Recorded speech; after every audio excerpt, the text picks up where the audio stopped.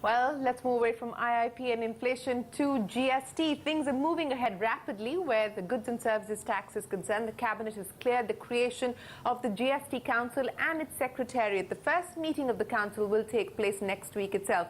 Sapna tells you what the GST Council will have on its agenda when it meets. Finance Minister Arun Jaitley and his team are moving slightly ahead of schedule when it comes to goods and services tax, and why not? The government is keen on meeting the April 2017 deadline to roll out the tax.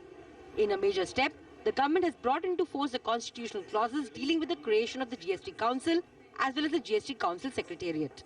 Today's cabinet meeting decided to, number one, formally create a GST Council chaired by Honorable Finance Minister. I have already written a letter today to Chief Secretaries asking them to kindly nominate one of the ministers, whoever they decide, as a member of the GST Council. Chief Secretaries will have to hurry because the Council will meet for the first time next week. That's the 22nd and 23rd in New Delhi. Finance Minister Arun Jaitley and the Minister of State for Revenue Santosh Gangwar will represent the centre's one-third voting rights in the Council, while the Finance Ministers of 29 states and 2 union territories will represent the state's two-third voting rights. All decisions will have to be taken with a majority of 3/4 members present and voting. The Council itself will be working on a tight deadline when it comes to critical subjects like rates, exemptions, threshold and the model GST laws.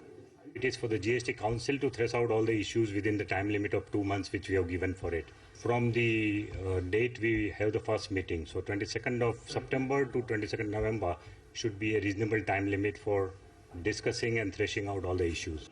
Giving input on these crucial decisions, but without voting rights, will be the Revenue Secretary, who will act as the ex-officio secretary to the GST Council. The chairperson of the Central Board of Excise and Customs will be a permanent invitee, again without voting rights. Making up the GST Council Secretariat, which will function as the office of the Council, will be the Additional Secretary Revenue and 4 commissioners at the Joint Secretary level. The Secretariat will be manned by officers taken on deputation, both from the central and state governments. These rapid decisions are a clear indication that the April 2017 deadline is not to be toyed with, no matter the buzz that industry has asked for an extension. The demand has not formally come to us, but it is for them to decide and represent to the government in case if they find it very inconvenient to go with the deadline. The Government of India is also monitoring what is the status of IT implementation at the state level. So as far as IT preparedness is concerned, we are fully on track and we have no problem. Adding to the sense of seriousness in meeting the deadline is the fact that the centre has planned a series of GST Council meetings over the next 2 months.